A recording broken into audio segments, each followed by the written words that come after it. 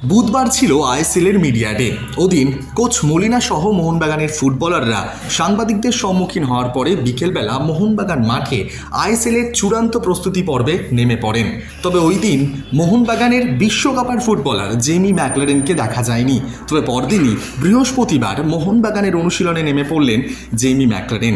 তবে এদিন সতীর্থদের সঙ্গে চূড়ান্ত অনুশীলন করেননি তিনি। সাইডলাইনে ফিজিওর সঙ্গে বেশ কিছুক্ষণ সময় কাটিয়েছেন। মোহনবাগানের ফিজিও চেষ্টা চালাচ্ছেন এই ফুটবলারকে যত তাড়াতাড়ি সম্ভব সুস্থ করে তোলা যায় আইএসএলের কথা মাথায় রেখে। তবে শুধু জেমি না, এদিন রদ্রিগেজকেও প্র্যাকটিসে বেশ কিছুক্ষণ ফিজিওর সঙ্গেই সময় কাটাতে দেখা যায়। ডুরান ফাইনালে নর্থ ইস্টের বিরুদ্ধে শুরুর দিকেই চোট পেয়েছিলেন এই ফুটবলার, যার কারণে মাঠ ছাড়তে হয়েছিল রদ্রিগেজকে। আইএসএল শুরুর আগে মোহনবাগানের একটাই চিন্তা, ডিফেন্স।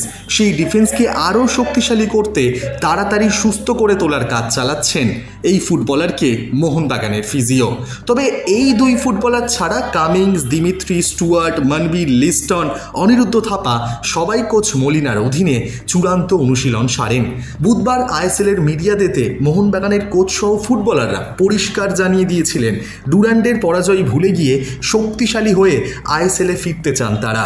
গত মরশুমে লিগ শিল্ড জয়ের কথা মাথায় রেখে, শুধু তাই নয়, ফাইনালে মুম্বাইয়ের কাছে পরাজয়ের কথাও মাথায় রেখেই ফুটবলাররা সেই সব কিছু ঠিকঠাক করে দলকে আরও শক্তিশালী করে প্রথম ম্যাচে আবার সেই মুম্বাইয়ের বিরুদ্ধেই খেলতে চান মলিনা। এই ছিল মোহনবাগানের অনুশীলনের আজকের শেষ আপডেট।